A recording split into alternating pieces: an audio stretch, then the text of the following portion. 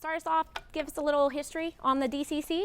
Sure. So, because the Cowboys are going into our 60th year anniversary and we are kind of going through all of our pictures in our libraries, I thought I'd start off and give you guys a little hint of kind of the history with the cheerleaders. So, the Dallas Cowboys cheerleaders, that first picture up on the left, actually started in 1961. So the cheerleaders have been around on the sidelines for the Cowboys since the 60s. We kind of morphed into high school cheerleaders in the Dallas, Richardson, Plano area and added a co-ed squad for a couple of years. They were called the Cowbells and Bows.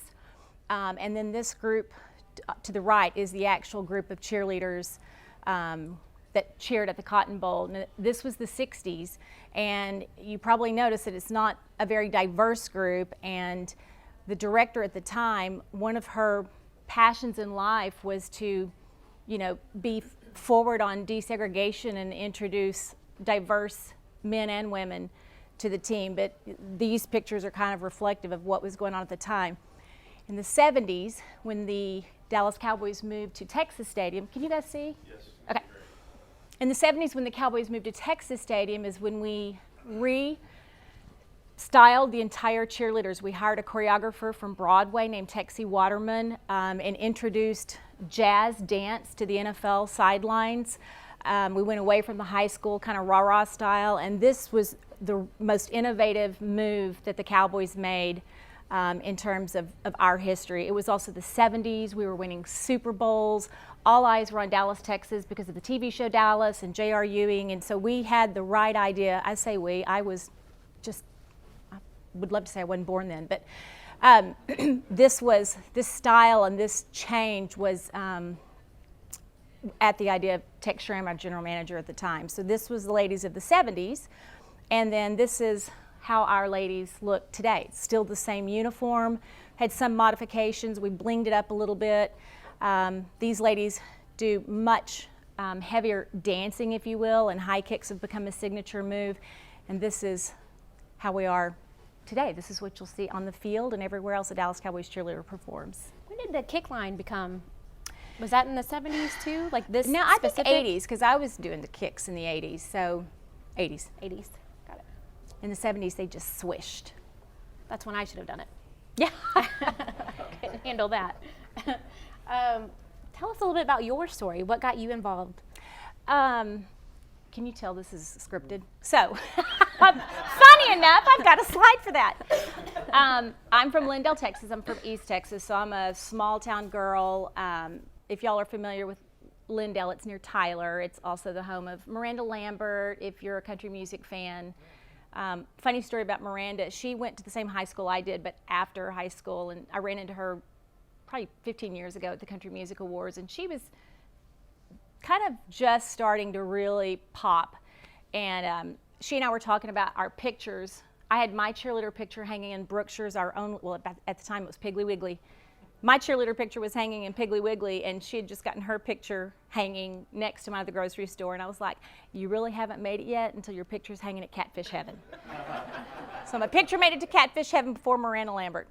In Lindale, I was in band. I was a band nerd, but in Lindale, the band was the biggest thing we had. It was even more important than our football team, and I was the drum major, which wound up kind of teeing me up for what I'm doing now. The precision part of my job, the performance part, the yard lines, the leadership. I actually just organically, that's where I was in high school without knowing it.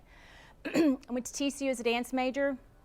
I have my degrees from the University of North Texas in international marketing. I made the cheerleaders in '84, and if you see, this is just kind of the little white line. I'm in the back because that's where rookies go in the squad photo, and I was shadowed by some other people that year, but that's okay. Because 5 years later, I was down on the front. I'm the one with awful hair and an awful pose, but I cheered for the Cowboys for 5 years. I'm proud to say 3 of my 5 years were losing seasons. Did not get to go to Super Bowl then, but my experiences in the 80s, yes, I was blonde then. I was trying to look like Farrah Fawcett and Barbara Mandrell and all them. But my experience in the 80s, people always ask me this, but how is it different from the cheerleaders now? And our friendships, our USO tours, our hospital visits, all the things that really were so meaningful back then are still very much similar and exactly what the girls are experiencing today. Does the amount of time to get the hair done change? Because that looks like a lot of Aquanet. That was Final Net. Yeah. And if anybody in here is my age, we would squirt, spray Final Net, and then blow our hair dry and jack it out to try to look like, I was trying to look like Pat Benatar after I went through my Farrah Fawcett phase. I like it. So anyway, after that, Jerry Jones bought the team in 1989.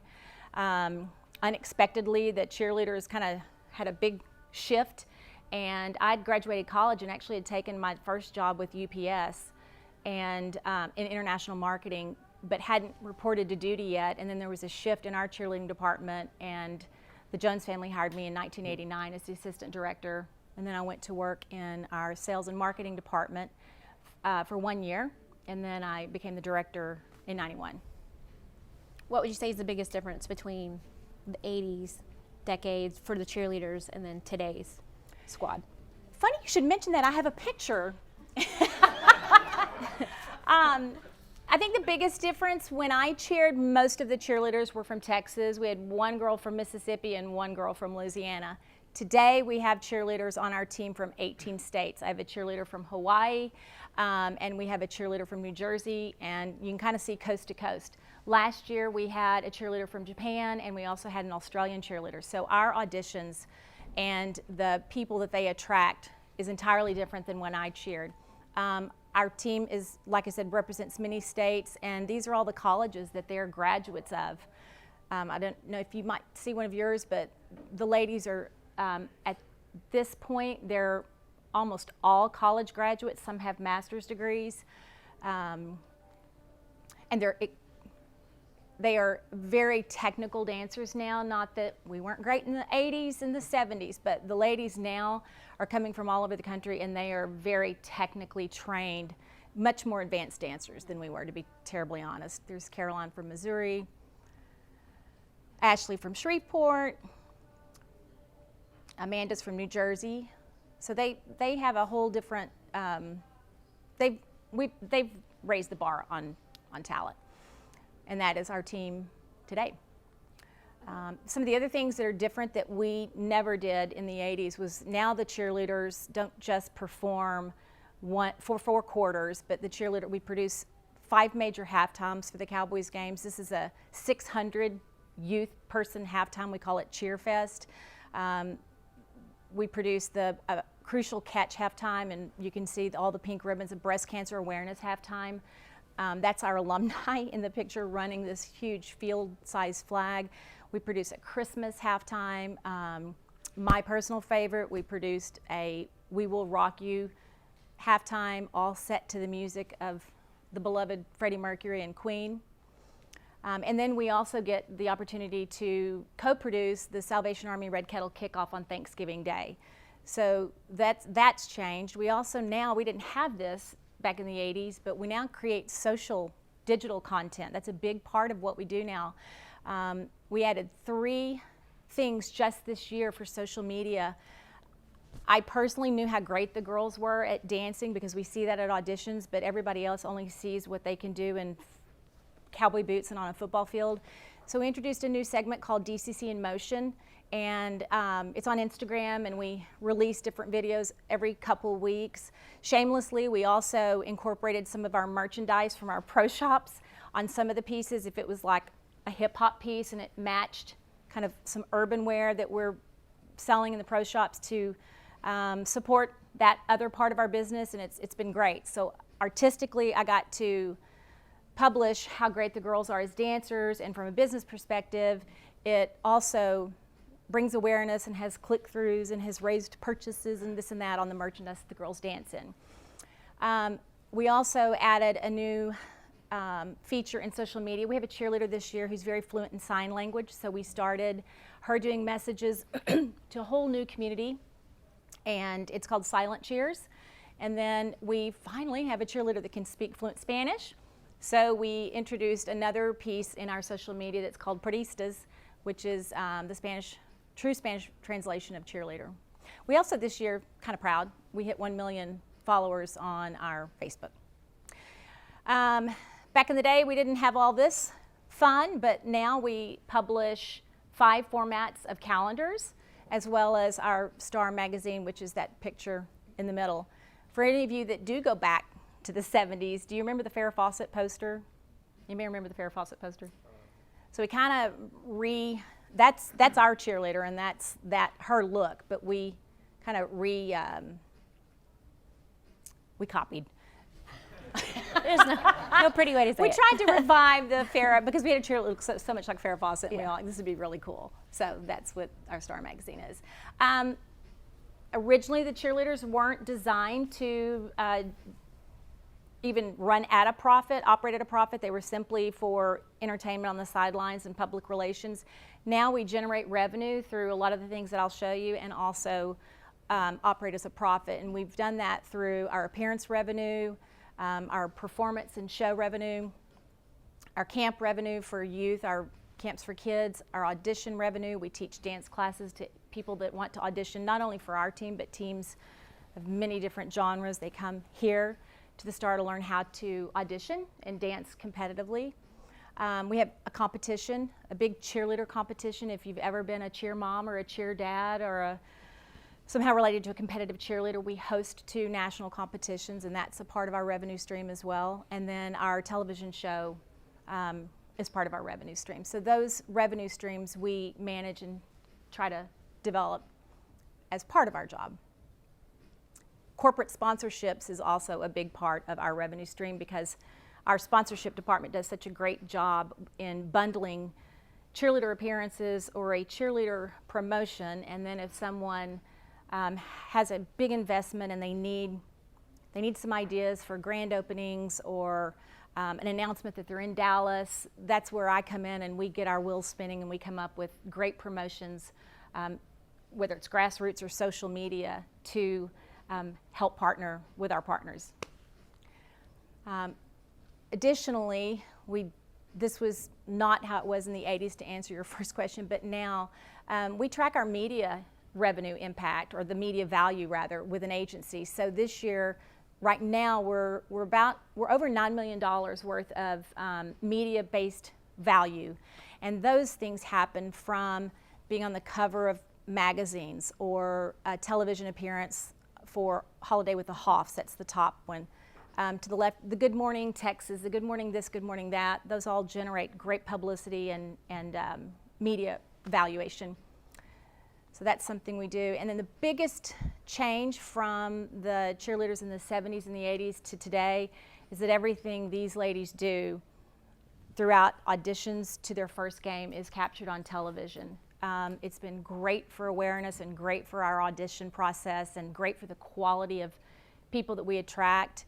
It is also somewhat it intensifies the whole process because it's playing out on national TV. It's not scripted. In fact, we have 13 episodes on CMT, and none of it's scripted. Some of it, there's a lot of it that has a pattern to it, because we're doing the same thing at these auditions that we've done for 20 years. So there's a formula or a pattern, but it's true reality, and we've had some interesting things happen. The show's become crazy enough. We just finished our 14th season. We're starting our 15th season with a creative call today, as a matter of fact. And it's CMT's longest running show and their highest rated show. So that is a big difference from when we were cheering at Texas Stadium and had one little video board in the corner called Diamond Vision, and you might be lucky if you ever got on it in a 5-year career.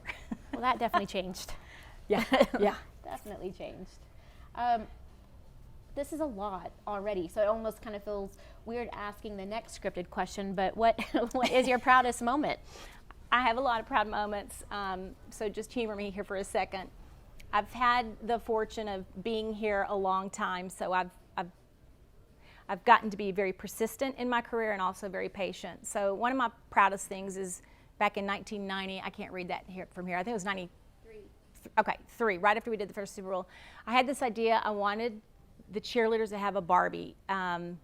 There were Cher Barbies, Dolly Parton Barbies, Nurse Barbies, lawyer Barbies. There was every kind of Barbie, and I wanted a Dallas Cowboys cheerleader Barbie, and I believed in it so much. I wrote them a letter. Is this my letter to Sharon? I'm going to someday get in trouble for this. Wrote them another letter in 95. They turned me down. Wrote them another letter the next year. Finally got one of their form letters back that said, oh, we're sorry, it's not in our marketing strategy. Buzzwords. Kept writing letters and kept writing letters. I was hell-bent on, it made no sense for them not to accept the idea of making a Dallas Cowboys cheerleader Barbie. The business side of it was they had to produce 40,000 units to make the mold, so to speak. So finally, one day I was at my office, this was at Valley Ranch, and we had fax machines then, and there was a fax machine that was in another room, and there was a fax that was rolled up on the floor under the desk. So help me on my children's life, this is a true story. And one of the girls that worked with me picked it up and she brought it to my desk, and she goes, Kelly, this is a fax from Mattel. And I looked at it, and the letter was from a gentleman named, and this was 13 years later, a gentleman named Robert Best. Was a designer. He was on Project Runway. He happened to be from Dallas. He happened to work for Mattel. And he didn't work in all of those departments that I'd written letters to. He worked in the collectible division. He did the holiday Barbies, the Christmas Barbies, the expensive Barbies. He wrote me a letter saying he watches our show on CMT and he loves our uniform and all of the treatment. Would I by any chance be interested in making a Dallas Cowboys cheerleader Barbie? What a good idea. I swear. So I'm like, yes! So this is, we said yes, of course. This is Robert Best. This was his first rendering of our Barbie. P.S., not only did Mattel tell me no, but I had a couple of friends internally that said, it's never going to work. It's a waste of time. It's never going to sell. But this was our drawing. We launched it. This is the 14 years later. There's the Congratulations, Kelly. The Barbie's in this catalog. I think that was 2007. Mm-hmm.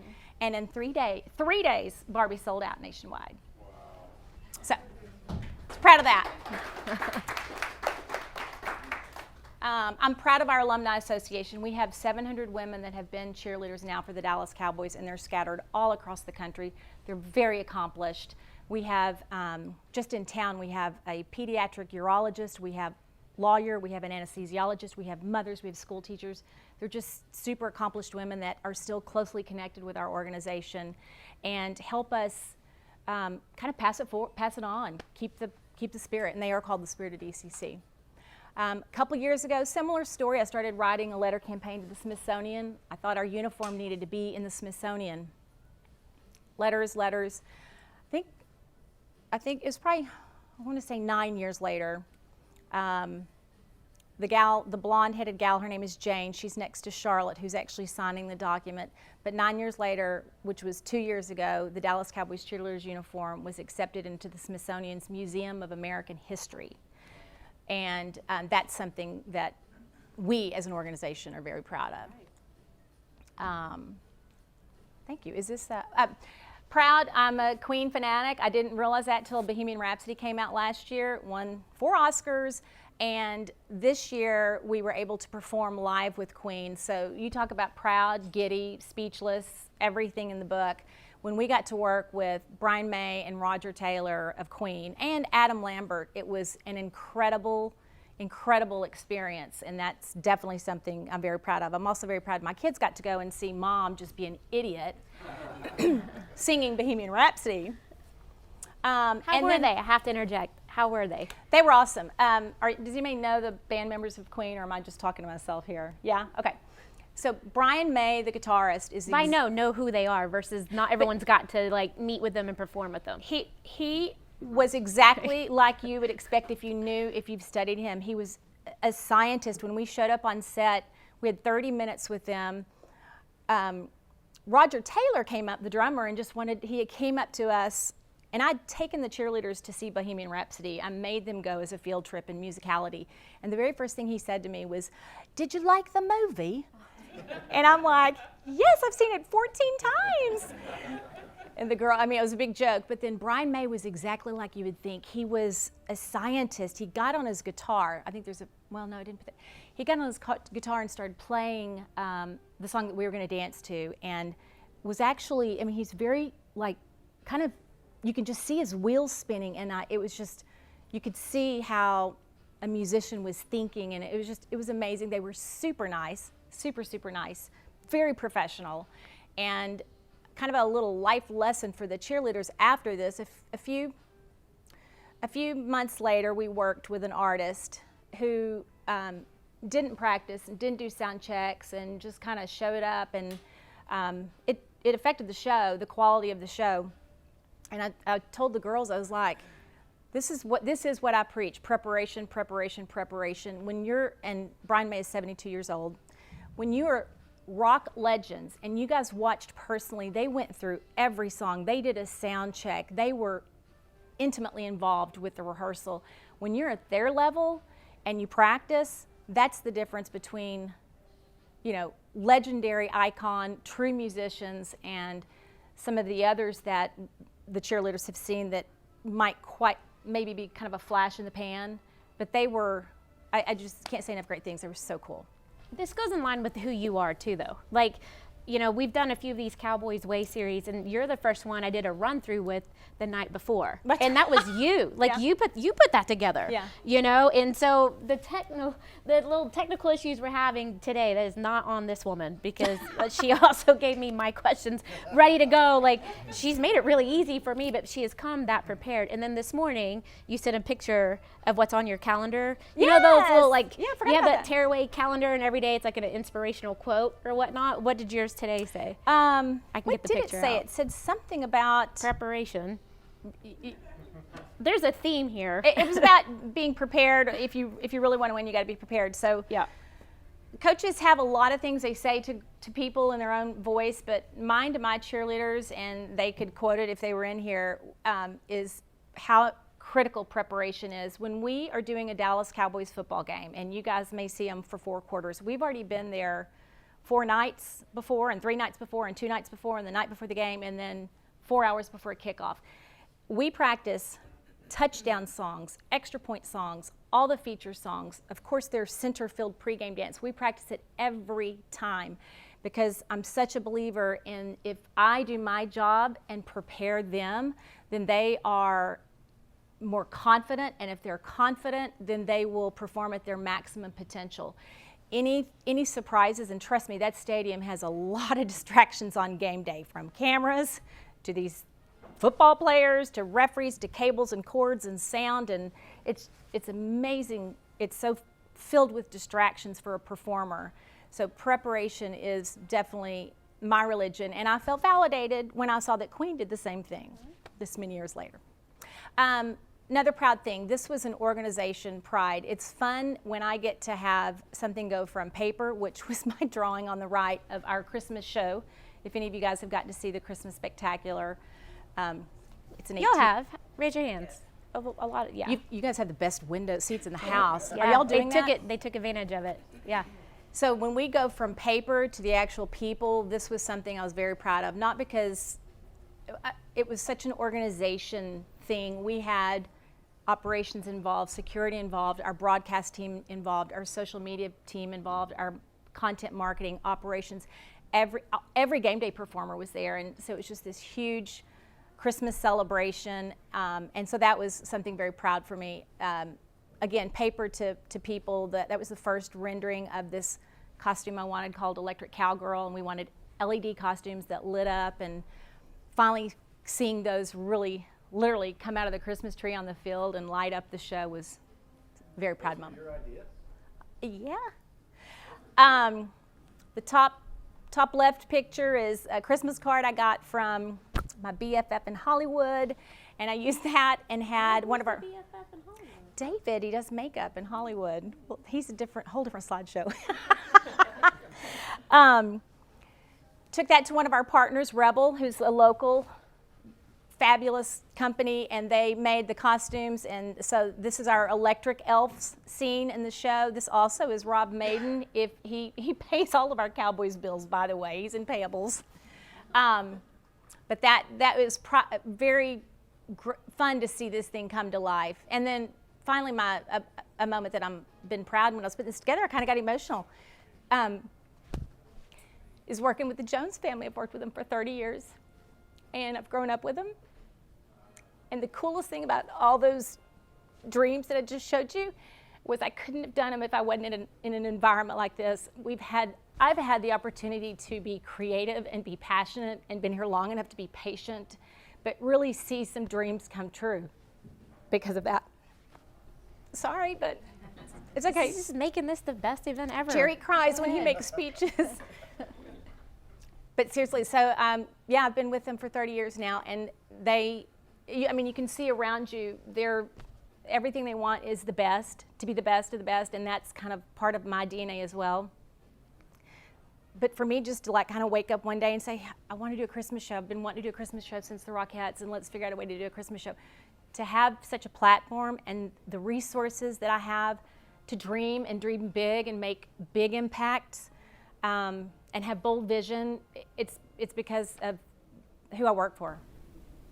So that I'm very proud of. Yeah, I would be too. I think that deserves.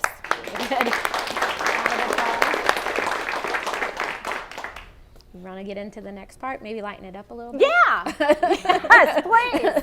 How about some of your least proud moments, or in other words, embarrassing moments? I did think about this one because you actually asked me this. My most embarrassing moment in my entire career. Let's go back to this Christmas show. This is our first year we had the Christmas show, and again, it was a dream come true show. And Steve Dahlem in the picture with me, he was my co-creator, and I wanted to give him a Christmas present, and I raced out to a store that escapes me. It was on Inwood and Lovers. Anyway, they had really nice, great sweaters, and they were on a table and they were folded, and I thought, I'm going to get Steve a sweater and me a sweater, and we'll match, and we'll wear it to our debut show. So I did, but again, when I bought them, they were folded. So I saw them above the fold, so to speak. Did not know, and I was prancing around that field and taking pictures of people, and this was, my prom night. And what I didn't know was that the reindeer on my sweater were frolicking about on my Christmas sweater. And I never knew this, y'all, I swear, because when I bought the sweaters, they were folded.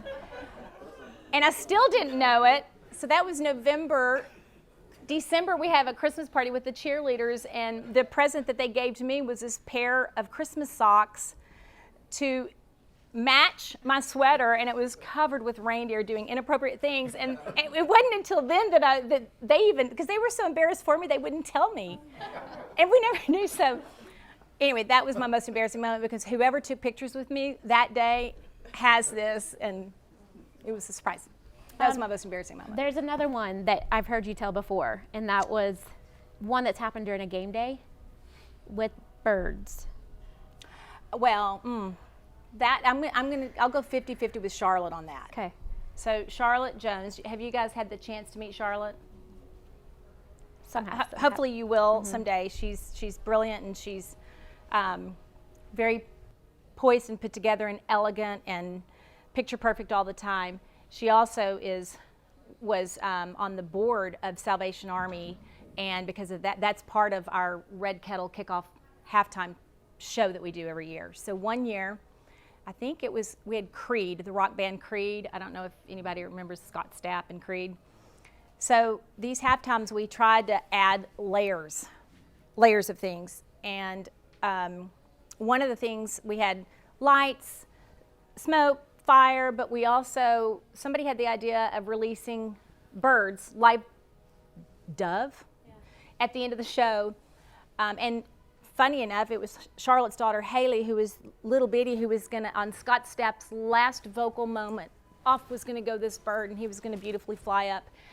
So when it came showtime, and we have to reserve our pyro for showtime because it costs a fortune. So we had tested it, but on game day, we're not gonna test it again. So the pyro and the birds had not rehearsed together.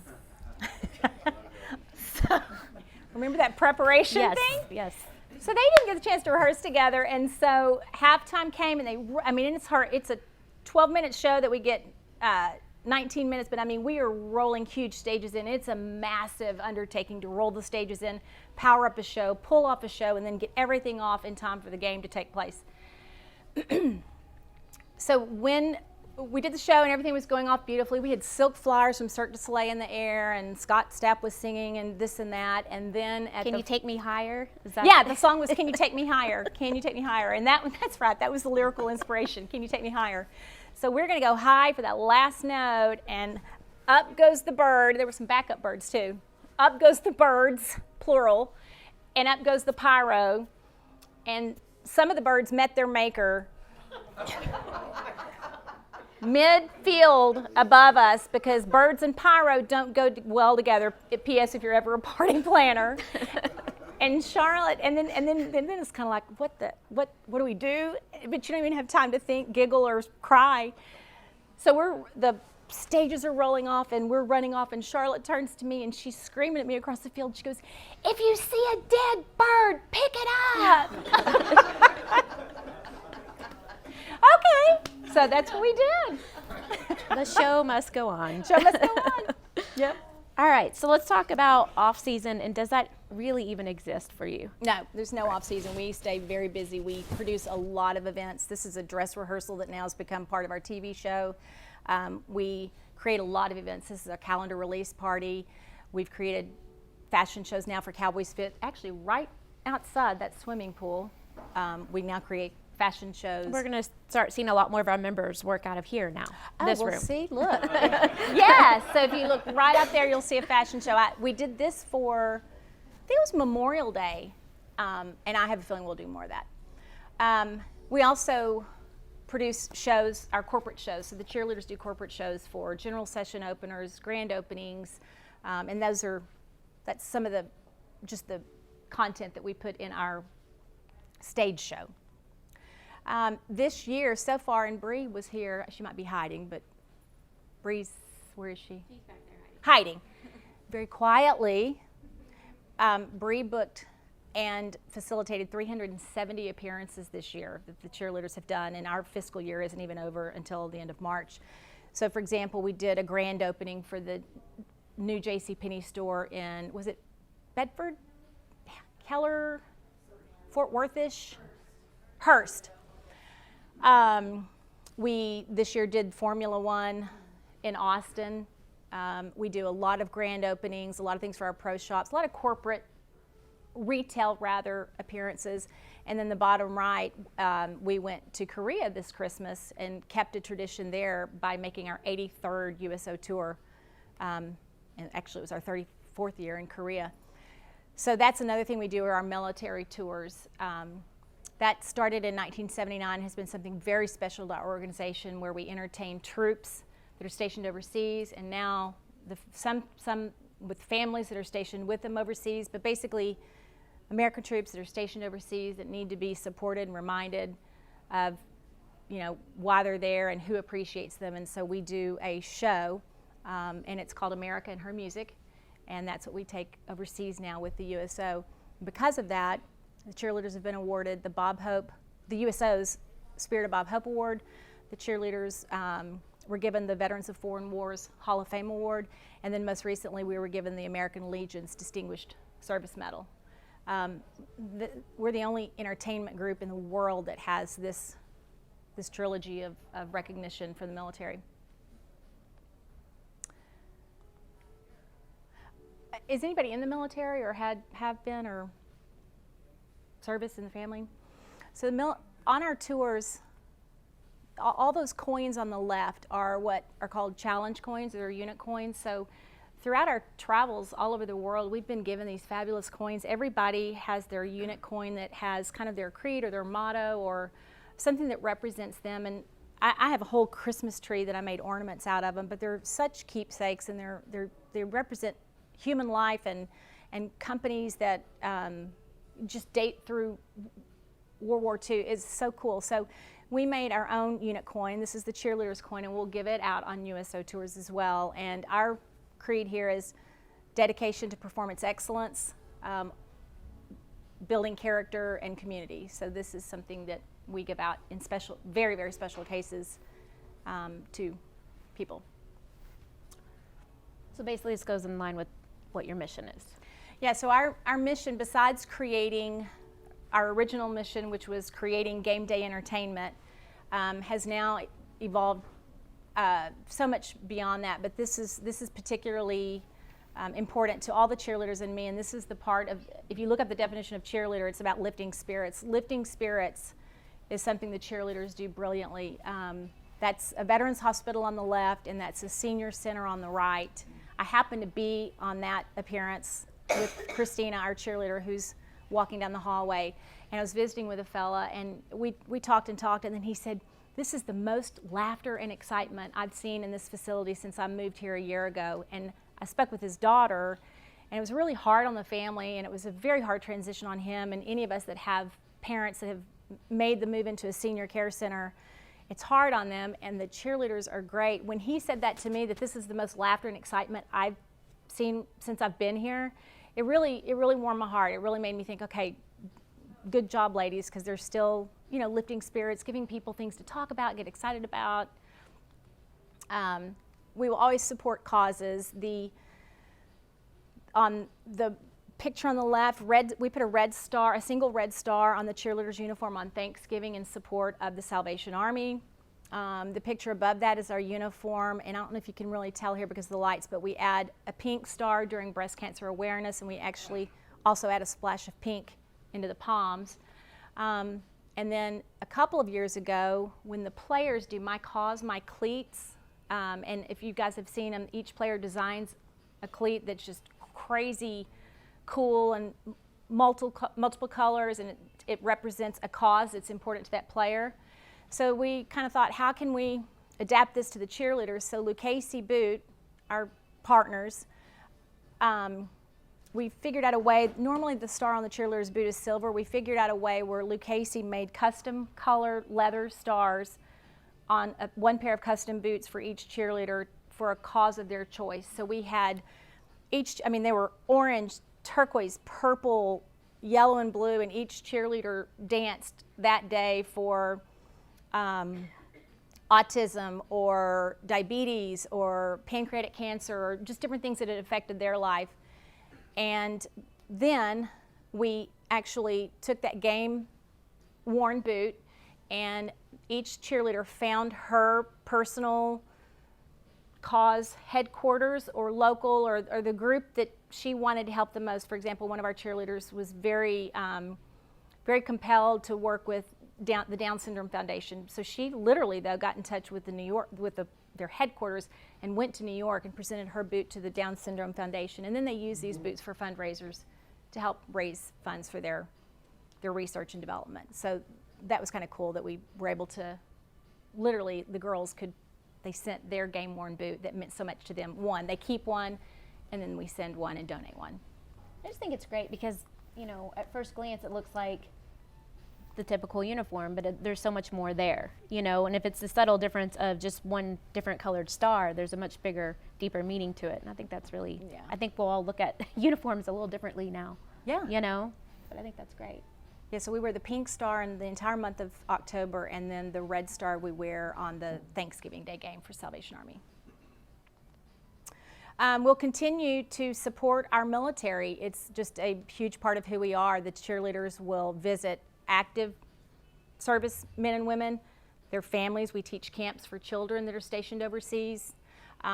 We visit our veterans hospitals. In fact, this week that we're in right now, we have 3 veterans hospital visits, Dallas, Bonham, and Fort Worth, because this week is the national salute to hospitalized veterans. So that also is a great thing that the cheerleaders do.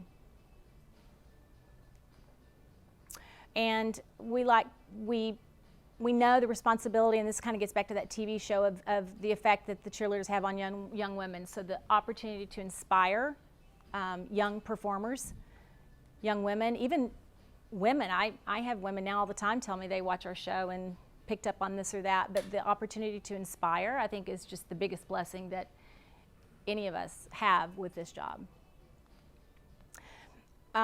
We continue to try to enhance our own program. For example, I have a series called Refresh and Reboot, where we bring in people that can do just that, have a refreshing speech to the cheerleaders, something meaningful. This is Pastor Jackson, and he comes out and visits with the girls. And then on the left, we have meals now that are prepared. They're prepped meals that are prepared and delivered here each day that the cheerleaders have rehearsals so that the Y'all girls should market that.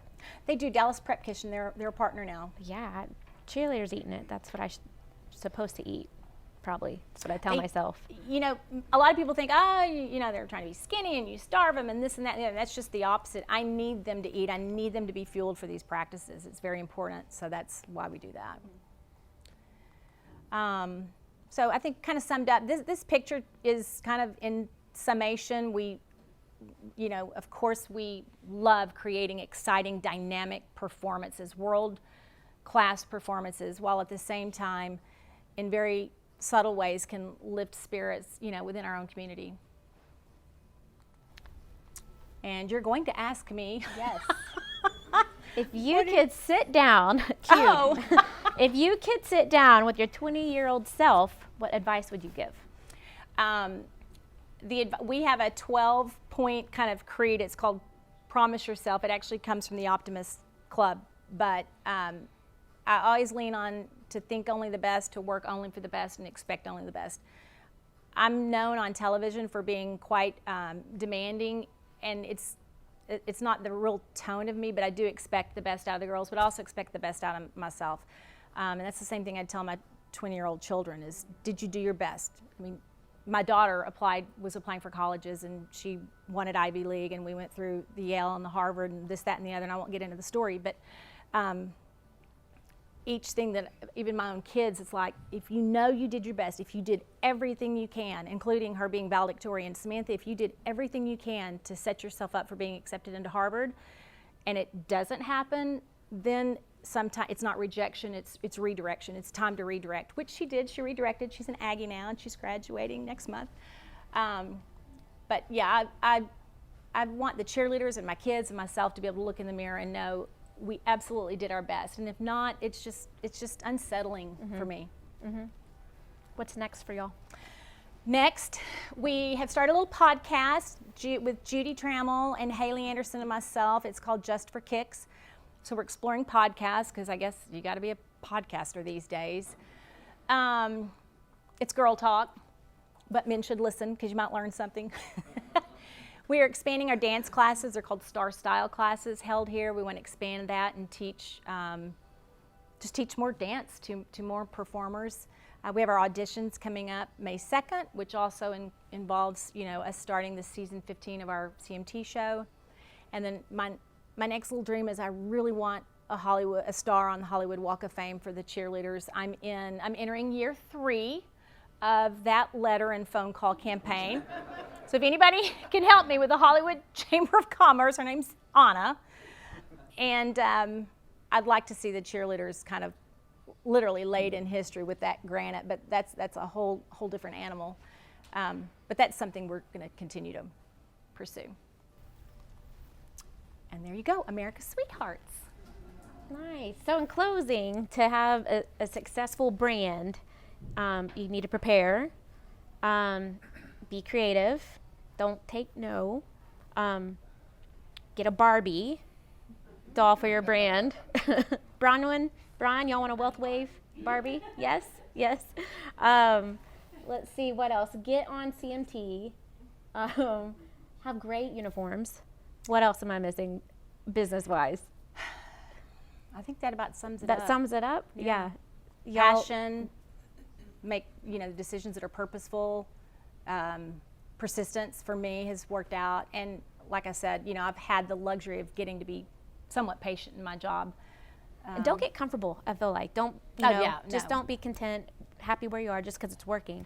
I feel like you're a prime example. You know how far this has been pushed already, and obviously it's not going to stop. You know, so I think that's great. Just because things are going well, don't get comfortable in that.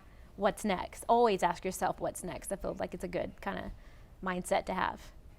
That happens for me just kind of naturally, but I'm kind of a chronic improver, which is a little exhausting. That's why I go to movies. to take my mind off things. But yeah, like for anything we do, I'm taking notes about the next time we do it, how to make it better. It's just who I am. So yeah, always trying to improve. Do we have anyone in here with a dance background? Bronwyn, what dance? I did ballet since I was 3, and I managed to go at one point. Oh wow, where? In South Africa. Yeah, she's actually from South Africa. Yeah. That's awesome. Some of our cheerleaders have extensive dance backgrounds, and ballet is the foundation for it all. And then some of them, like Ashley from Shreveport, she didn't start dancing until high school. And when she auditioned, I was like, she is a firecracker. She's a performer, and we can smooth out the technique, but that girl's a performer, and she's proved me right. She's been great.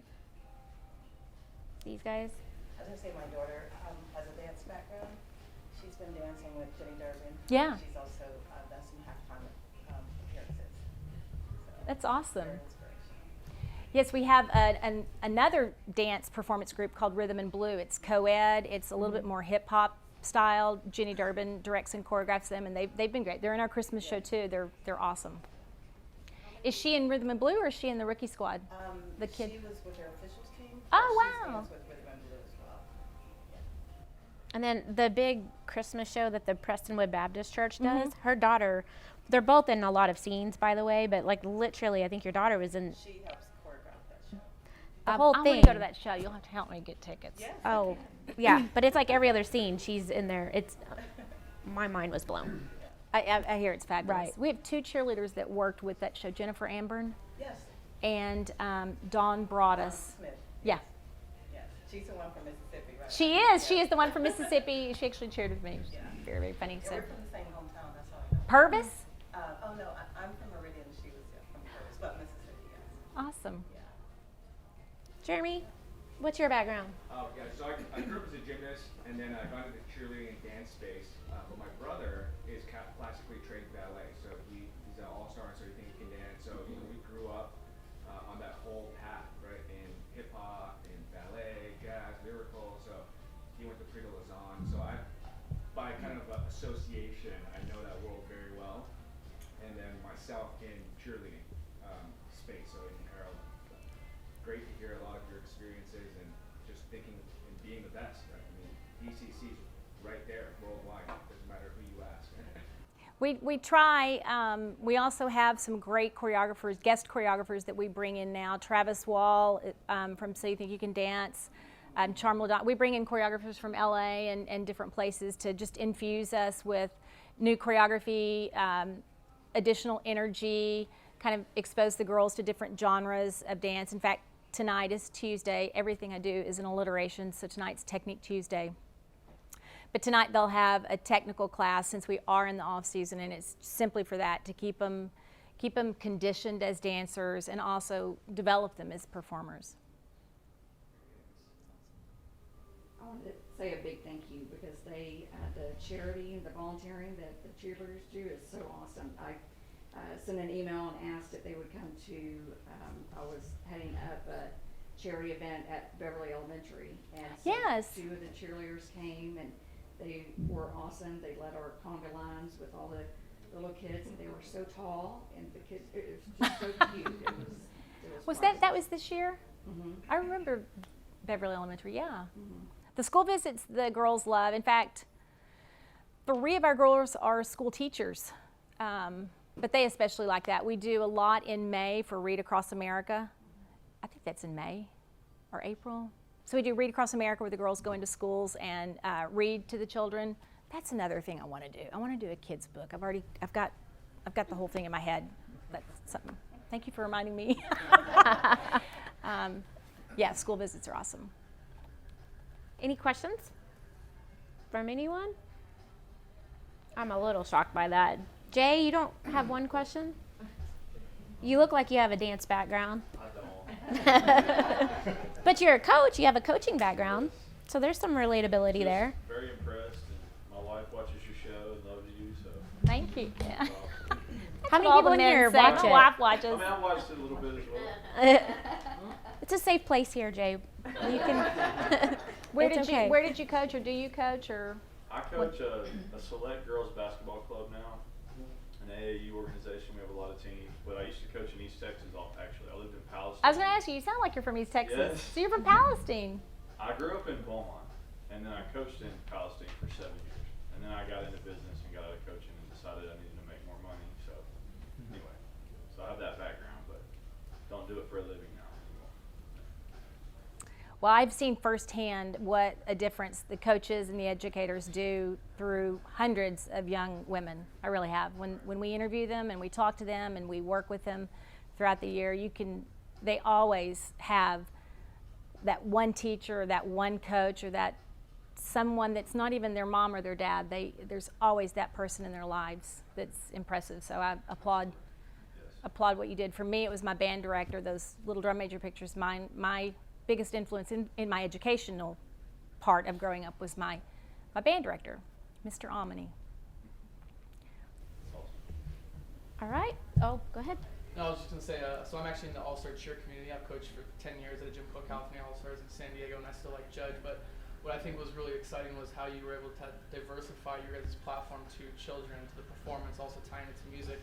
I thought that was really, really interesting as, the cheer industry is really booming, especially with the new Netflix show coming out. There's so much spotlight on the cheer industry, so I think that was really exciting. The dancers and certainly competitive cheerleaders is so athletic. I have this ongoing debate with my now 21-year-old son about whether cheerleaders are athletes. And to the point where I was looking up the definitions of athletes, athletics, sports, and there's no question in my mind competitive cheerleaders aren't extremely talented athletes, but I still haven't convinced my son of that yet. But he's a football jock. I cheered in high school, and I remember because I have a gymnastics background, and my mom and sister, I was a little bit of a tomboy growing up, so cheerleading wasn't something that jumped out to me, but my mom and sister, older sister, she was like, you've got to at least try out, just with your gymnastics background, just do us a favor and just try out, and then we'll leave you alone. And so that was my freshman year in high school. Tried out. It was really easy to make it, I think, because of my tumbling background. It just stood out, and so people were like, whoa. So what it did for me, though, it was great because my freshman year is the first year, you're mixed in with all these kids from other schools that I didn't previously know. Right. So it kind of gave me a little bit of a platform to make my name got out there pretty quick, and I made a lot of friends really quick in very different groups too. Wasn't just limited to the athletes and the cheerleaders, but I had goth friends, I had country friends, I had them all, but we didn't have goth friends in Lindale. We did. Amarillo, we had a little bit in Amarillo, but this guy John, he was great, phenomenal with eyeliner. I mean, phenomenal. But what I'll say is, my experience with cheerleading and just being in front of a crowd, it gets you to kind of come out of your shell and put yourself in these situations. So, fast forward to, I went to college and I was broadcast journalism in college, and I was a news reporter for a little bit, but I felt comfortable being in those situations, I think because of my cheer background. For sure. All eyes on you, and it's okay if you mess up too in front of people, and just kind of ways to just, the show must go on, and I feel like you can do that with so many different ways in life. Even with business, things don't always go right as planned the first time, but then you get right back up, tweak it, and then perfect it. So not telling everyone to go sign up for cheer, but obviously not a cheerleader today, but I feel like it helped shape me a bit in who I am today. Gave me some confidence that maybe I wouldn't have had. Growing up, I had a lisp, so being right. I had a retainer to correct it. My sister's name is Samantha, and it was Mantha. It's a nightmare. But to go from that to being comfortable yelling at people, and then having them yell back at us in a good way, But then even just sitting here talking with you now, I don't think I would have the confidence to do that if I didn't kind of get a start. Something got me started, and it wasn't intentional at the time, but I think it's helped get me here today. So, if there's sign-up classes, I'm sure we might have some people interested in signing up for cheer all of a sudden, if there's an adult league. But that's another thing I want to do. I do want to do a fantasy camp for women, like real women. Right. Not young girls, but women. We're going to do like some wake up and wiggle classes. We'll have wine later.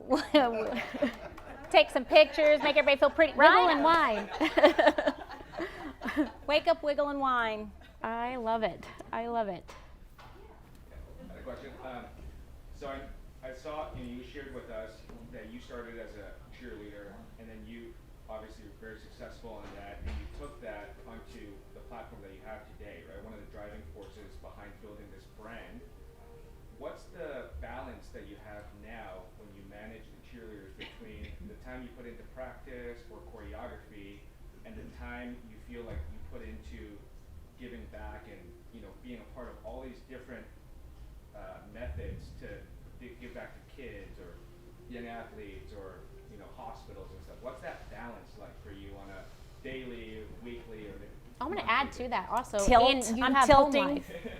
I'm tilted. Yeah, I can definitely have some You saw me at my best last night. It can be overwhelming to do. The day job is all these types of things we've discussed, and then the cheerleaders, because they all either work full time or go to college, we don't see them until 7 o'clock at night. So I kind of have a day job and a night job, and I do my very best to rotate. My kids now are in college, so I'm an empty nester, so that changes it a little bit. I mean, I've gone from not being married to being pregnant. Now I have 2 kids and still have this job and have gone through all of that life. And the cheerleaders, it's kind of funny, when my kids were younger, those 2 or 3 years of cheerleaders saw less of me. So the past couple of years when my kids went back to college and I was an empty nester and just like climbing the walls, Intense Kelli came back. And the girls were like, please, they were friends with my daughter, like, please come home, your mom's driving us crazy. Please come home, or let her adopt a child or something, but please, she's killing us. So it's a hard balance. I wish I had the right formula. Bill actually gave me an opportunity for me to give myself a check in the mirror. I was walking back and forth really fast because my office is one side of the building and our dance studio is on the other side of the building. And was it Jessica in the club? Yes. Came out to me and said, we have a guest, and they have a very special guest with them. She's a cancer patient, and she used to be a cheerleading coach, and she really wants to meet you. And quite frankly, I was in a hurry, and was in a hurry. So I kind of was like, I don't really have time. So I walked and I would approach the frosted glass doors, and then something just kind of stopped me, like, come on, Kelli, take a break. So I turned around and I went back in and I met Bill and his guests and the lady that we were talking about, and she was very ill, and correct me if I'm wrong, but it was like the last time they saw her standing, and she got up and stood, and we talked about coaching and dancing, and then maybe a month later it was our first football game, and I didn't know really Bill at that time. I just visited with his guests, and then this slick dude drives by our bus. We're loading our bus with the cheerleaders, and it was this fancy purple. What kind of car were you in? Okay. That's his Wednesday car. Whatever that is. It was fancy, and I think it was purple. And I'm loading the bus with the girls, and honk, honk, here's this guy, the roof's down, it's 2 men in a fancy purple car. Hey, Kelli. And I'm like, oh, gosh. So I was loading the bus, but I said hi, and then we started visiting, and he said, do you remember me? I'm the one that you visited our friend. And so we spoke for a minute, and then he told me that she'd actually passed away. And it really hit me, and it always will, and those are the kind of moments I've got to remember, because I took the opportunity to take the time and do something that's more important than profit, really. And that's a balance that I have to check that a lot. That's why doing these slides was actually good for me, because we can get very, very busy with show business and very busy with our football season and all the events and all the other things I talked about. But those moments like that, and our nursing home moments and our Veterans Hospital moments, are so much more important in the big scheme of things. So thank you for helping me re-gauge. If you don't mind, I want to tell everyone who's sitting here the rest of that story, kind of from our perspective. So my wife was a college cheerleader, and her circle of friends were, all college cheerleaders together. The lady that actually passed away was my wife's high school cheerleading coach, and she, had cancer and was literally dying. And all the girls came in to see her. All the friends that cheered together in college, they're scattered all over the country now, and so they all flew in to see her, knowing that she was not going to be with us very much longer. And so, we brought them, my wife and I brought them to the club to have lunch and to see where the cheerleaders train. We had no idea that Kelly was going to happen to walk by. But of course, all of them being cheerleaders, they watch the show, and so they're all big fans of Kelly. And so, when Kelly walked by, I said something to Jessica, about the situation. And so Jessica spoke to Kelly, and as Kelly said, she made time and she came over and talked to her. That was the last time that Holly Powell made it out of her house. She passed away days later, and we had a scooter for her to get from the parking garage, to the table. She didn't have to walk but 3 steps, but she wanted to get up out of that chair to meet the famous, Kelly here. And so, like you said, that meant everything to her, and it meant everything to my wife and her friends. So, special moment. And I guess you said something to some of your cheerleaders, because some of the cheerleaders came back out in their uniforms with an autographed picture and gave that to Holly before we left. And those 2 girls were so sweet to her. Came over to the table, talked to her, gave her that picture. She had it framed, and it sat on her nightstand the last days of her life. So I'm fighting every urge to just lose it. No, I know this one's supposed to be tears and cheers, but this has been a great event. To finish that on a happy note, if you're serious about the wake up and wiggle thing, my wife and her buddies will be all in on that. I'm serious in the vision. I think we could do it at Omni. It's right here. It's perfect. It's carving out the time. I would be afraid to guess what I would be forced to pay for that. Well, you drive a fancy purple car, so I'm sure you can. My wife would go, write her a check. Yeah. We're going. Yeah. Whew. All right, so we've laughed together, we've cried together. Hopefully we've been inspired together and learned together. So if anyone else has anything else, please don't make it sad, because I'm on the edge here. But so important. I appreciate you both for sharing that story too, because again, it is just a reminder. Even, we're not all on a CMT show yet, but just doing one little thing for a stranger could go a long way. We may not ever know the ripple effect. A little act of kindness. Yeah. Right. So. Gotta kind of keep that. Speaking of, thank you for having me. Yeah. And you're kind of, you're in the same world we are of trying to make experiences for everybody great. And one of the things that I acknowledge with the cheerleaders is artistic excellence, or excellence in anything they did, even if it's like that. That would be a prime example of the girls going above and beyond. And so we try to recognize that a little bit. So I brought you a little prize. Pardon me, y'all. I hope my fishnets stay in place. Don't forget you have a leash on. I brought you the mic. a present. This is for you doing everything you do to make this experience for so many people. Thank you. That's exactly what I look like in that uniform. I know. I love that. Thank you so much. So that's one of they're sold out, so we have just a few in our secret closet, and I thought we'd share that with you for appreciation for what you're doing in the business community here. Thank you. Thank you. Thank you for having me. And no, I'm not giving it away.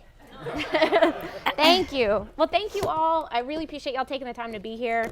I love this, and always open to y'all's feedback. We'll create a condensed version of it. I don't know what we could cut out though, because I felt like it was. You can cut out the reindeer sweater. That's so funny though. That's a great story. We wear it every year now, That's by the way. great So if story. you come back Friday or Saturday, we have the most electrifying holiday show of the season. Yeah. 20 minutes. I bet. Watch out those windows, and you can see me and Steve and our Phallic reindeer sweater. I know everyone's gonna Google some reindeer or sweater store off Inwood and It's Lovers. Inwood and Lovers. It's ski wear. I know somebody here knows the name of the store. It's Sunski Sports. Is that? another name. But they were folded, and that part of the sweater was not showing when I bought it. I When bought it their in a hurry. sweater sales go up, they owe you a check. But that's it. Thank you, everyone. Greatly appreciate it. Thank y'all. Oh, hey, actually, one more thing. We have another big event coming up. Not as cool as Kelly, but it is pretty cool. It's next week. If you didn't get my email about it, it is the C-Suite Playbook. Got it. And it has two guys by the name of, I don't know, Robert Shaw and Roger Staubach. Does that ring a bell to anyone? Oh. Kind of a big deal. So if you haven't RSVP'd, do it before 5 p.m. tomorrow through the member portal. That Nice. is next week.